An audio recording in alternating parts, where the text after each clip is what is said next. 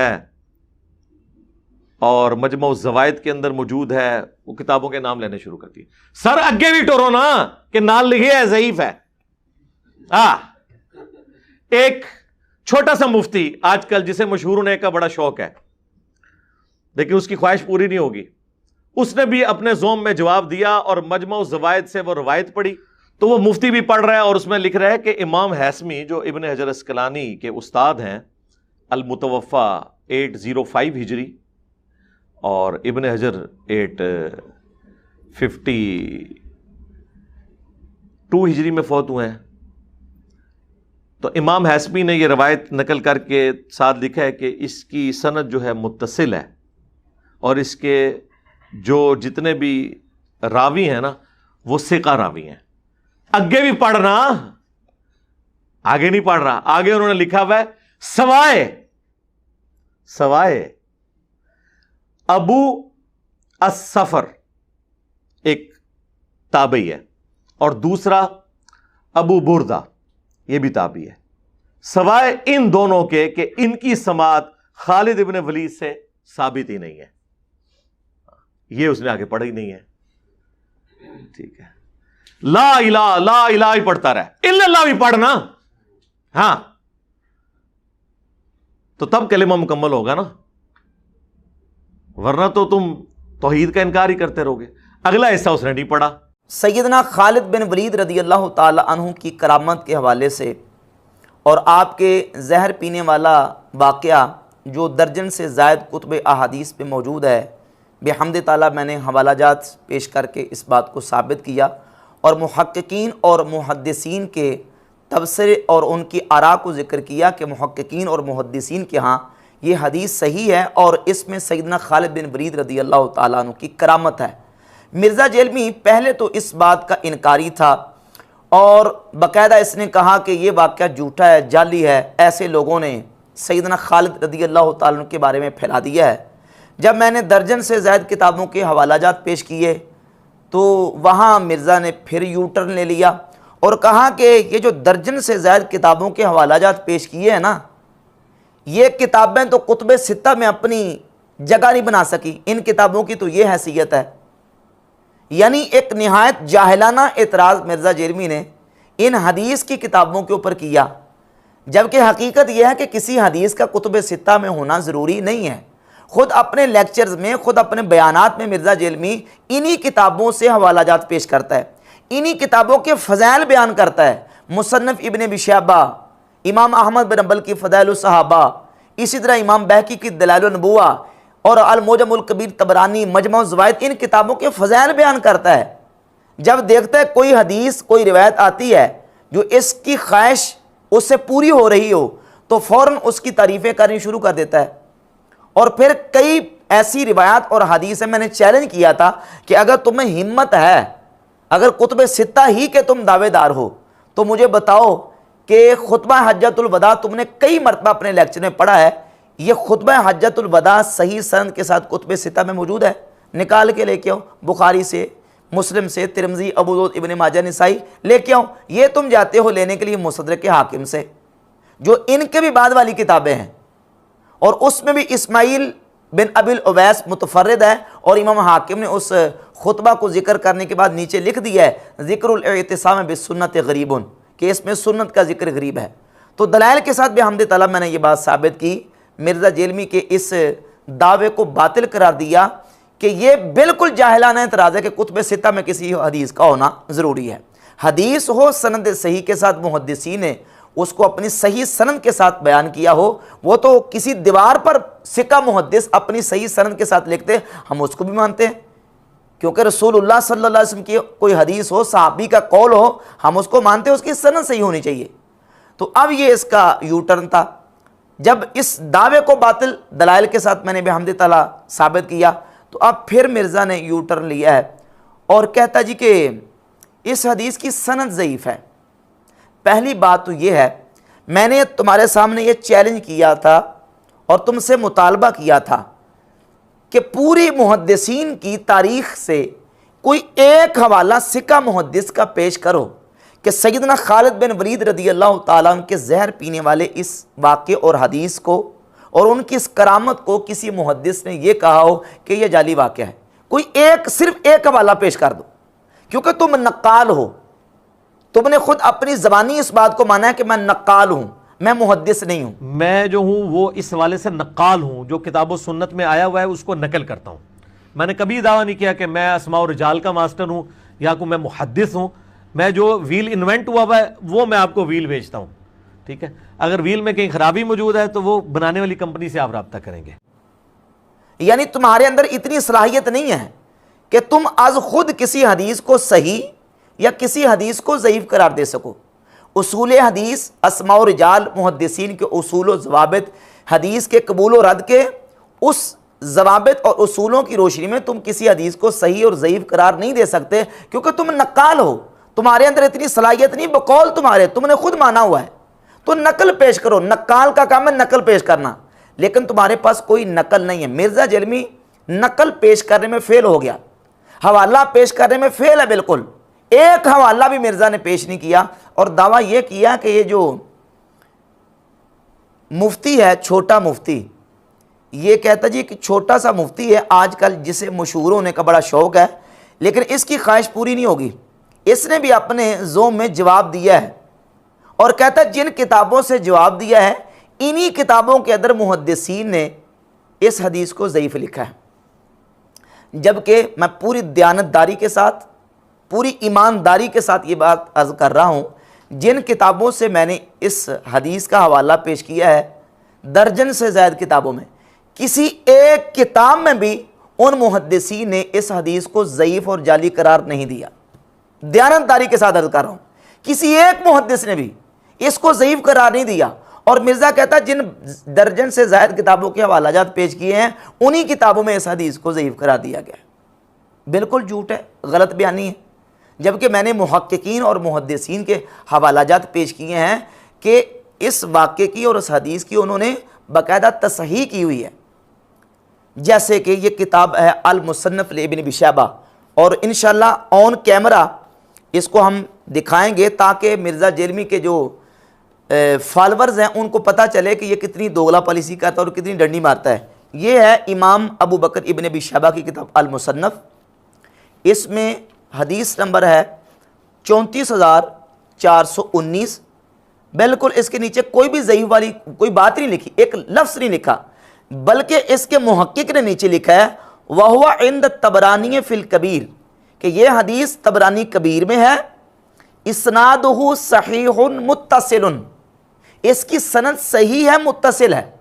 یہ مصنف ابن ابی شیبہ کے محقق نے لکھا ہے۔ آگے چلیے، مرزا جہلمی نے امام احمد بن حنبل کی کتاب فضائل الصحابہ کی بڑی تعریف کی ہے، اور بالخصوص وہ نسخہ جو عرب سکالر شیخ وسیع اللہ بن محمد عباس کی تحقیق اور تحکیم کے ساتھ شائع ہوا ہے، ایک اس کا ایڈیشن بک کارنر جیلم سے شائع ہوا ہے، اور دوسرا یہ ادارہ اسلامیات لاہور سے شائع ہوا ہے۔ دونوں کے نمبر سیم ہیں، ایک جیسے ہیں۔ اس محققہ نسخے کے اندر بھی یہ دیکھ لیں، روایت نمبر 1481 اور 1482، اس کے نیچے محقق نے لکھا اسنادہ صحیح، اسنادہ صحیح، یعنی یہ دونوں روایات جو ہیں، یہ دونوں سندیں اس کے نیچے لکھتے ہیں اسنادہ صحیح، اسنادہ صحیح۔ تیسرا حوالہ ایک عرب محقق ہے شیخ سید عمران، وہ شرح اصول اعتقاد اہل سنہ امام لالکائی کی کتاب کی تحقیق کرتے ہوئے نیچے صفحہ نمبر 419 پر روایت نمبر 100 کی تحکیم کرتے ہوئے لکھتے ہیں صحیح اخرجہ الطبرانی فی الکبیر، کہ یہ حدیث صحیح ہے، اس کو امام طبرانی نے المعجم الکبیر میں ذکر فرمایا۔ اس کے ساتھ چوتھا حوالہ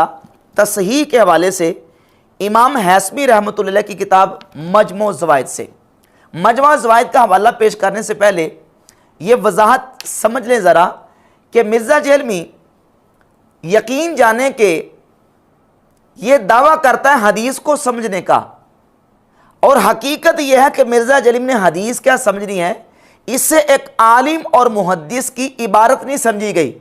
وہ بھی عربی میں نہیں، اردو والے ایڈیشن سے اس نے عبارت پڑھی اس کا باقاعدہ امیج دکھایا ہے، اس کی باقاعدہ جو نا وہ تصویر دکھائی ہے، اس عبارت کو مرزا جرمی نہیں سمجھ سکا کہ امام ہاشمی رحمۃ اللہ کہنا کیا چاہتے ہیں۔ اس سے پہلے یہ بات سمجھ لیں کہ یہ جو واقعہ سیدنا خالد بن ولید رضی اللہ تعالی عنہ کا کتب احادیث اور فضائل اور سیرت صحابہ میں موجود ہے، یہ 4 سندوں یا اس سے زائد سندوں کے ساتھ موجود ہے، جس میں سے 3 مشہور سندیں ہیں۔ ایک میں ابو صفر تابعی سیدنا خالد بن ولید رضی اللہ تعالیٰ عنہ سے حدیث بیان کرتے ہیں۔ دوسری سند ہے ابو بردہ تابعی سیدنا خالد بن ولید سے حدیث بیان کرتے ہیں۔ اور تیسری اس کی سند ہے قیس بن ابی حازم، وہ سیدنا خالد بن ولید رضی اللہ تعالیٰ سے حدیث کو بیان کرتے ہیں۔ سمجھ لیں، ایک سند ہے ابو صفر والی مسند ابی یعلا میں 7181، دوسری سند ابو بردہ والی المعجم الکبیر طبرانی میں 3718، اور تیسری سند ہے قیس بن ابی حازم والی المعجم الکبیر طبرانی میں 3719۔ امام ہاشمی نے مسند ابی یعلا اور طبرانی کبیر کے حوالے سے اس کو ذکر کیا، کہتے ہیں رواہ ابو یعلا و طبرانیوں بنحوہ، اس حدیث کو ابو یعلا نے روایت کیا اور طبرانی نے اسی طرح روایت کیا۔ وَأَحَدُ إِسْنَادَيِ طبرانی، طبرانی کی 2 سندوں میں سے ایک، پھر سمجھ لیں، طبرانی کی 2 سندوں میں سے ایک، رجالہ، اس ایک سند کے رجال رجال صحیح، صحیح کے رجال ہیں، وَهُوَ مُتَّصِلٌ، اور وہ ایک سند متصل ہے۔ طبرانی کی 2 سندوں میں سے ایک سند متصل ہے، اس کے رجال صحیح ہیں اور رجال دونوں کے ثقہ ہیں۔ وَرِجَالُهُمَا ثِقَاتٌ، طبرانی کی دونوں سندوں کے رجال ثقہ ہیں، البتہ ایک جو سند ہے 3719 نمبر، اس کے رجال صحیح کے رجال ہیں، اس کی سند متصل ہے، سند کے راوی دونوں کے ثقہ ہیں۔ الا ان ابا صفر و ابا بردہ ابن ابی موسیٰ لم یسمع من خالد، ہاں البتہ ابو صفر اور ابو بردہ نے سیدنا خالد بن ولید سے حدیث نہیں سنی۔ سندیں تھی 3، امام ہاشمی نے جو سند تھی قیس بن ابی حازم والی، اس سند کو صحیح اور متصل قرار دیا، اور جو 2 سندیں تھیں، ایک طبرانی کے اندر، ایک تھی مسند ابی یعلا کے اندر، مسند ابی یعلا میں ابو صفر والی 7181 اور طبرانی میں ابو بردہ والی جو کہ تھی 3718 نمبر، ان دونوں سندوں کے بارے میں کہا کہ ابو صفر اور ابو بردہ کی جو دونوں روایتیں ہیں، اس میں ان دونوں کا سیدنا خالد سے سماع ثابت نہیں ہے۔ ہاں البتہ قیس بن ابی حازم والی المعجم الکبیر طبرانی کی جو 3719 نمبر سند ہے وہ بالکل صحیح ہے، اور اس کے رجال صحیح کے اور وہ متصل ہے۔ یہ تھی اصل عبارت اور اس کا صحیح مطلب، لیکن مرزا جرمی اب میرے اوپر ٹونٹ کر رہا ہے، کہتا ہے جی کہ وہ جو مفتی ہے نا، اس نے 12 کتابوں کے حوالے تو پیش کیے ہیں، اور جب کتاب مجموع الزوائد کا حوالہ پیش کیا تو اس میں اتنا تو پڑھا کہ اس کے رجال صحیح ہیں اور یہ متصل ہے، آگے نہیں پڑھا۔ کہتا آگے پڑھو نا، آگے لکھا ہے کہ یہ حدیث ضعیف ہے۔ اب میں اس پر یہی کہوں گا کہ لعنت اللہ علی الکاذبین۔ یہ مجموع الزوائد پڑھی ہے، آپ عربی کھول کے دیکھ لیں، اردو والی کھول کے دیکھ لیں، ایک لفظ نہیں لکھا کہ جس میں یہ ہو کہ یہ حدیث ضعیف ہے، بالکل نہیں لکھا، بلکہ وہ مسند ابی یعلا سے ایک سند ابو صفر والی اور طبرانی کبیر سے 2 سندیں، ایک سند قیس بن ابی حازم اور دوسری سند ابو بردہ والی، ان 3 سندوں کا ذکر کر کے کہتے ہیں کہ احد اسناد طبرانی ہے، طبرانی کی 2 سندوں میں سے ایک سند رجالہ رجال صحیح، اس کے رجال صحیح کے رجال ہیں، وہ متصل، اور وہ سند متصل ہے، رجالہما ثقات،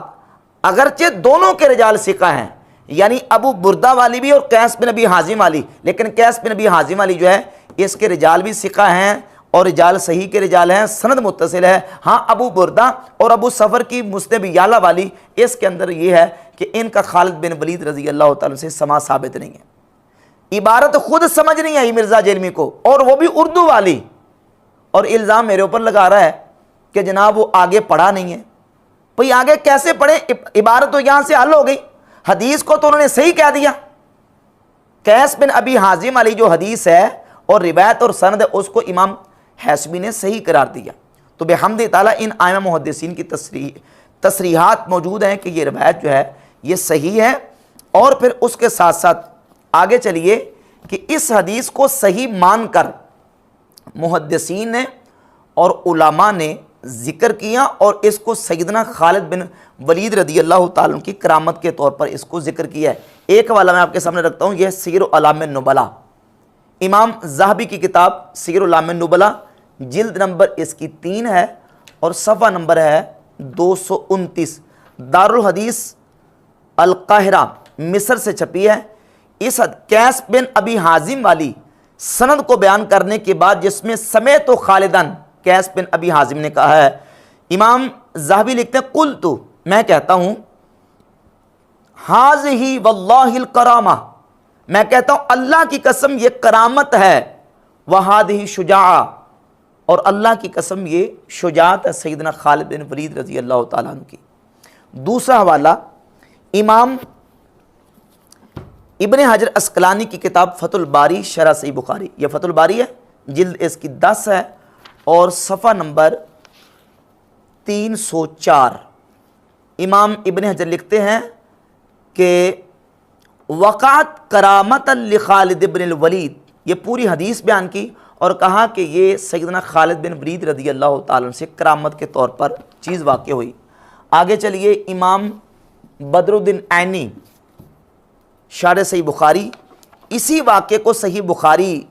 میں ذکر کرنے کے بعد کہتے ہیں، یہ عمدۃ القاری کی جلد نمبر 21 ہے اور صفحہ نمبر 431 ہے. کہتے ہیں قلت، میں کہتا ہوں، وقع ہاکذا کرامت لخالد، یہ چیز سیدنا خالد رضی اللہ تعالیٰ عنہ سے کرامت کے طور پر واقع ہوئی. اور یہ ابن تیمیہ کا مجموع الفتاوی جلد نمبر 11 اور صفحہ نمبر 277 277 اور 278 پر خالد بن الولید رضی اللہ تعالیٰ کے حوالے سے اس کو باقاعدہ ابن تیمیہ نے کرامت کے طور پر ذکر کیا ہے. اور اس کے ساتھ ساتھ آگے چلیے، یہ حافظ ابن کثیر کی کتاب ہے البدایہ و نہایہ، اور البدایہ و نہایہ کی جلد 6 صفحہ نمبر 303 پر حافظ ابن کثیر نے اس واقعے کو سیدنا خالد رضی اللہ تعالیٰ عنہ کی کرامت کے طور پر ذکر کیا ہے. کسی ایک نے بھی اس کو ضعیف قرار نہیں دیا. اور مرزا کہتا ہے جن کتابوں سے حوالہ جات پیش کیے ہیں انہی کتابوں کے اندر لکھا ہے کہ یہ واقعہ ضعیف ہے. اچھا، یہ تو ہوگی مجموع الزوائد اور ان کتابوں کے حوالے سے بات. اب مرزا جیلمی نے بات یہ کی ہے جی کہ یہ جو قیس بن ابی حازم والی سند ہے اس کے اندر امام سفیان بن عیینہ جو کہ عظیم بہت بڑے کبیر محدث ہیں اور امام ہیں، امام المحدثین ہیں، ان کے بارے میں یہ کہا ہی کہ یہ مدلس ہیں اور یہ یہاں تدلیس کر رہے ہیں، ان کے ساتھ روایت بیان کر رہے ہیں. مرزا جیلمی سے پہلا تو میرا سوال یہ ہے کہ تمہیں کس نے بتایا کہ امام سفیان بن عیینہ مدلس ہیں؟ یہ کہاں لکھا ہے کہ سفیان بن عیینہ مدلس ہیں؟ اس کا ثبوت پیش کرو. اب یہ کہے گا محدثین کی کتابوں میں لکھا ہے. بھائی کن محدثین کی کتابوں میں لکھا ہے؟ ان کا نام لو. جس کا تم نام لوگے انہی محدثین کی انہی کتابوں میں یہ لکھا ہوا ہے کہ سفیان کا انا محدثین کے ہاں بالاتفاق مقبول ہے. صحیح بخاری کی 704 نمبر حدیث نکال لیں. صحیح بخاری کی 704 نمبر حدیث ہے جس میں امام سفیان ابن عیینہ ان کے ساتھ اسماعیل بن ابی خالد سے اور اسماعیل بن ابی خالد وہ ان کے ساتھ قیس بن ابی حازم سے حدیث بیان کر رہے ہیں. سیم وہی سند ہے صحیح بخاری کی 704 نمبر، اتنا حصہ جو سند کا ہے سفیان بن عیینہ سے قیس بن ابی حازم تک پوری ان کے ساتھ. اب سوال یہ پیدا ہوتا ہے کہ صحیح بخاری کی 704 نمبر جو حدیث ہے یہ ضعیف کیوں نہیں ہے؟ سفیان کے انانا کی وجہ سے، ابن عیینہ کے انانا کی وجہ سے کیوں نہیں ہے؟ وہ اس لیے نہیں ہے کہ سفیان بن عیینہ کا انانا محدثین کے ہاں بالاتفاق مقبول ہے. اور مرزا جیلمی کو میرا چیلنج ہے کہ پوری محدثین کی تاریخ اٹھا کے دیکھو، کوئی ایک محدث، کوئی صرف ایک حوالہ پیش کر دو جس کسی محدث نے امام سفیان ابن عیینہ کے انعنا کی وجہ سے سیدنا خالد بن ولید والے اس زہر پینے والے واقعے کو ضعیف اور جعلی قرار دیا ہو۔ کسی ایک محدث کا حوالہ پیش کرو، اور ٹائم مرزا صاحب قیامت تک ہے، قیامت تک ٹائم ہے، ایک حوالہ پیش کر دوں۔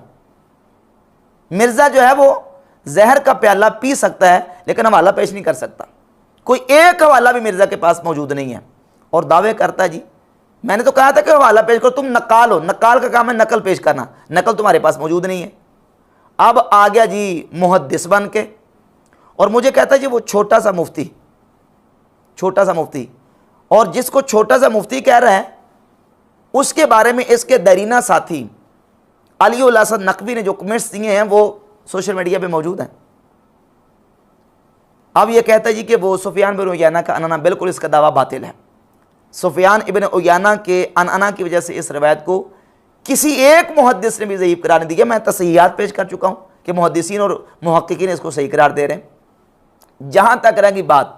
اسماعیل بن ابی خالد کی، تو اسماعیل بن ابی خالد کے انعنا کو سوائے امام شعبی کے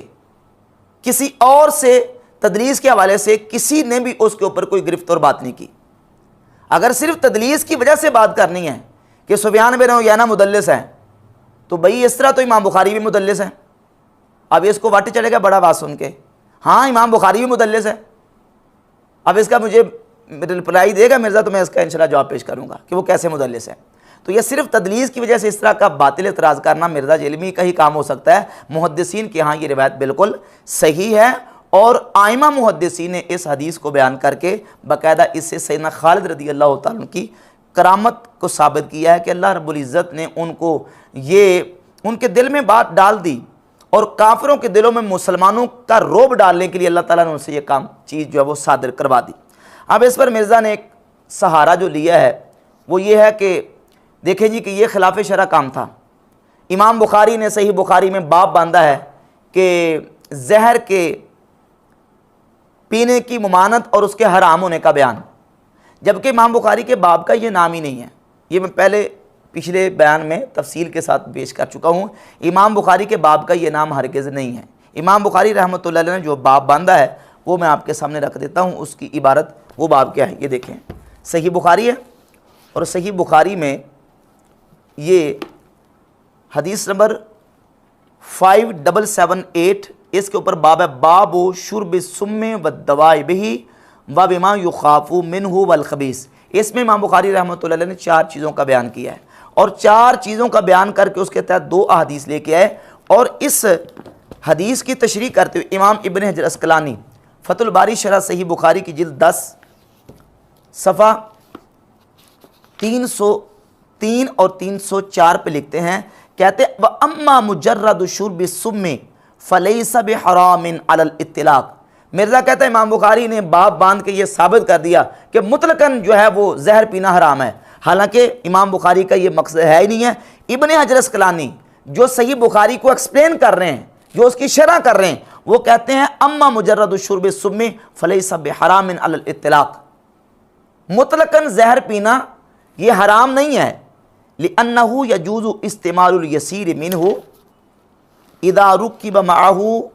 ما يدفع ضرره، جب اس کے ساتھ ایسی چیز کو ملا لیا جائے جو اس کی مضرت کو، اس کے نقصان کو دور کر دے، اذا كان فيه نفع، جب اس میں نفع ہو تو اس کا مطلقاً استعمال کرنا حرام نہیں ہے، بلکہ وہ مقید حرام ہے۔ اور زہر کا مقید حرام یہ ہے کہ کوئی بندہ زہر پیتا ہے خودکشی کرنے کے لیے، اور وہ جو احادیث امام بخاری رحمۃ اللہ علیہ لے کے ان احادیث سے بھی یہ ثابت ہوتا ہے جو خودکشی کرنے کے لیے، اپنے آپ کو مارنے کے لیے، ختم کرنے کے لیے جس نے زہر پیا ہے تو وہ اس جرم کا مرتکب ہونے کی وجہ سے عذاب کا مستحق ہوگا۔ اب سیدنا خالد بن ولید نے جو زہر پیا ہے وہ اپنے آپ کو ہلاک کرنے کے لیے پیا۔ صحابہ کرام نے سمندروں میں، دریاؤں میں گھوڑے ڈالے دشمن کے مقابلے میں، تو کیا یہ صحابہ کرام نے اپنے آپ کو خودکشی کرنے کے لیے دریا میں گھوڑے ڈالے تھے؟ نہیں، وہ میدان جہاد میں تھے، کافروں کے مقابلے میں اللہ تعالیٰ نے ان کے دل میں بات ڈال دی، اور انہوں نے اللہ کی ذات پر بھروسہ کرتے ہوئے سمندر میں، دریا میں گھوڑے ڈال دیے، اور اللہ تعالیٰ نے ان کو پانی میں غرق ہونے سے محفوظ فرما لیا۔ اب سیدنا خالد رضی اللہ تعالیٰ کے دل میں جو بات اللہ تعالیٰ نے ڈالی اور انہوں نے کافروں کے مقابلے میں یہ عمل کیا، تو ان کا یہ عمل خودکشی کرنے کے لیے نہیں تھا، بلکہ ان کا یہ عمل کافروں کے مقابلے میں اللہ کی ذات پر توکل اور بھروسہ کرتے ہوئے کہ اللہ رب العزت کی ذات اگر کسی کو کوئی نقصان نہیں دیتی تو کوئی دنیا کی کوئی چیز انسان کو نقصان نہیں دے سکتی، اللہ اگر کسی کو نفع نہ دینا چاہے تو کوئی نفع چیز نہیں دے سکتی، اس بنیاد پر انہوں نے زہر پیا اور اللہ کی ذات پر جو ان کا توکل تھا اس بنیاد پر اللہ رب العزت نے انہیں زہر کے اثر سے محفوظ فرمایا۔ تو بحمد تعالیٰ ائمہ محدثین نے اس کی اس انداز سے تشریحات کی ہیں۔ تو یہ دلائل تھے جن دلائل کو میں نے پیش کیا، اور مرزا جرمی نے اسی گفتگو کے دوران ایک بات یہ بھی کی کہ یہ کہتے ہیں جی کہ دیکھیں اگر سابقہ امتوں کے اولیاء اللہ وہ اتنے تصرفات اور کرامات دکھا سکتے ہیں، جیسے سورۃ النمل کی آیت نمبر 40 میں آصف بن برخیہ کا ذکر ہے کہ آصف بن برخیہ ملکہ بلقیس کا تخت لے آئے، تو اس امت کے اولیاء کیوں نہیں کر سکتے؟ کہتا قرآن میں اور حدیث میں کتاب و سنت میں آصف بن برخیہ کا نام موجود نہیں ہے کہ جی اگر تخت بلقیس کو آصف بن برخیہ، یہ نام تو قرآن و حدیث میں نہیں آیا، اسرائیلی روایتوں میں صرف واقعہ صورت میں ہے، وہ لا سکتا ہے تو اس امت کے بزرگ کیوں نہیں لا سکتے؟ تو لے آؤ، منع کیتا ہے، میری ویڈیوز نے روکیا ہوا تو انہوں لے آؤ،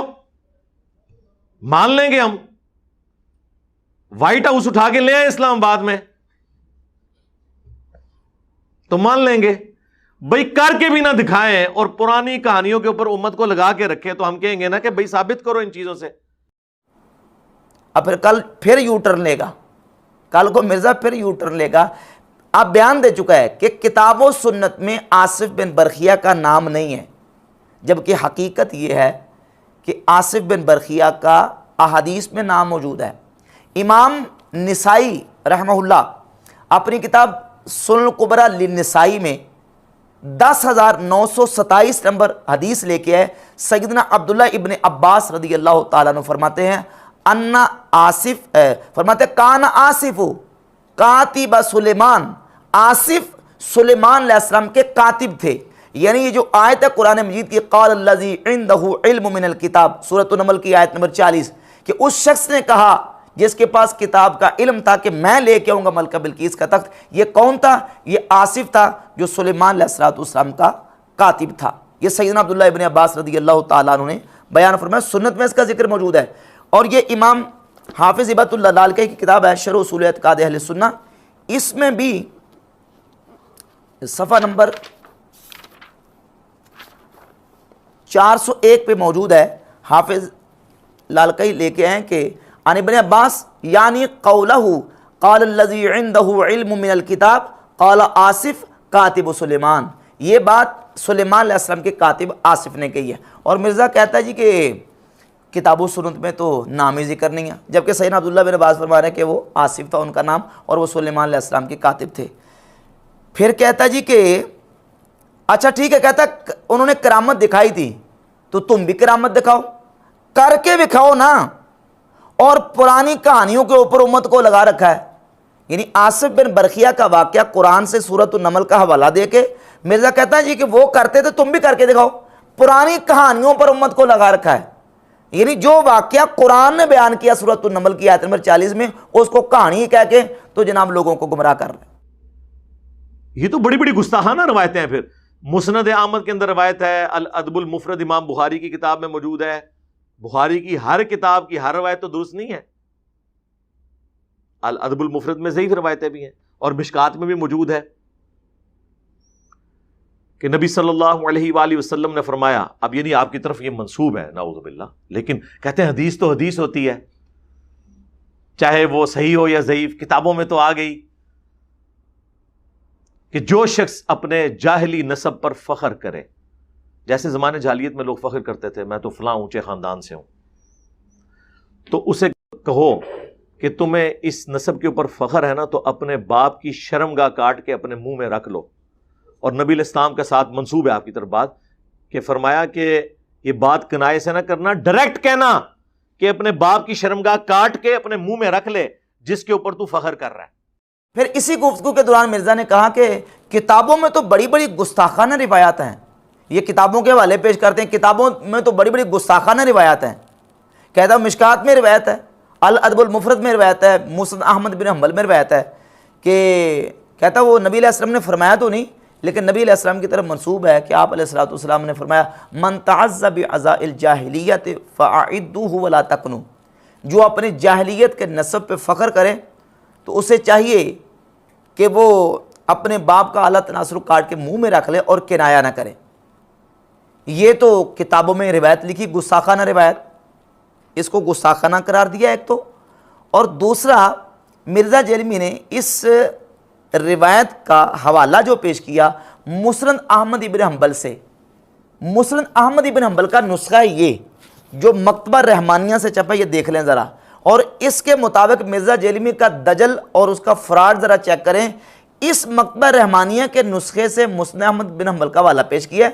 جلد 10 صفحہ نمبر 73 سے 73 سے، اور اس صفحے پر یہ روایت جب آئی تو محقق نے نیچے اس کے لکھا ہے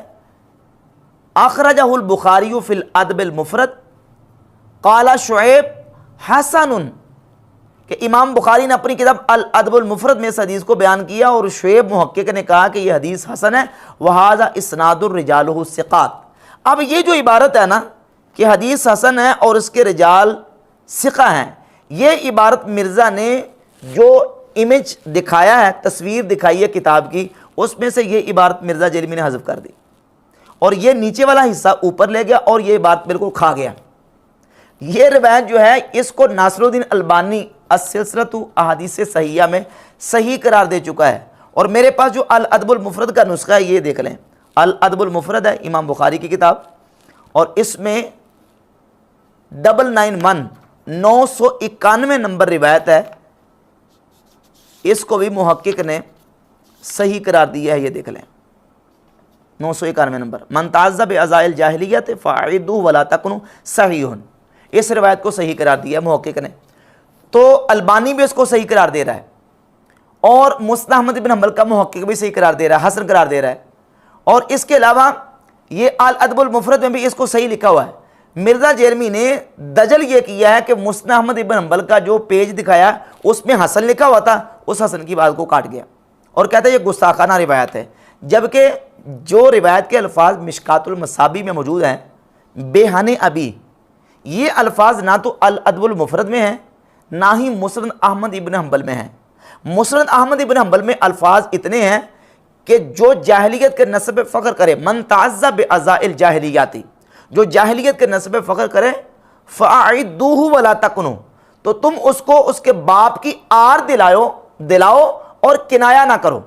اس میں باپ کی شرمگاہ کو کاٹ کے منہ میں رکھ لو۔ یہ الفاظ جو ہیں یہ نہ تو الادب المفرد میں موجود ہیں اور نہ ہی مسند احمد بن حنبل میں موجود ہیں، اور یہ ساروں کے ساتھ فٹ کر دیتا ہے، اور فٹ کرنے کے بعد پھر اس کے اوپر حکم لگاتا ہے کہ یہ گستاخانہ روایت ہے، جبکہ الادب المفرد میں اور مسند احمد بن حنبل میں یہ الفاظ موجود نہیں، اور ناصر الدین البانی اس حدیث کو صحیح قرار دے چکا ہے۔ اور جہاں تک واقعہ سیدنا خالد بن ولید رضی اللہ تعالیٰ عنہ کا تعلق ہے، اس واقعے کو بھی ناصر الدین البانی نے صحیح قرار دیا ہے۔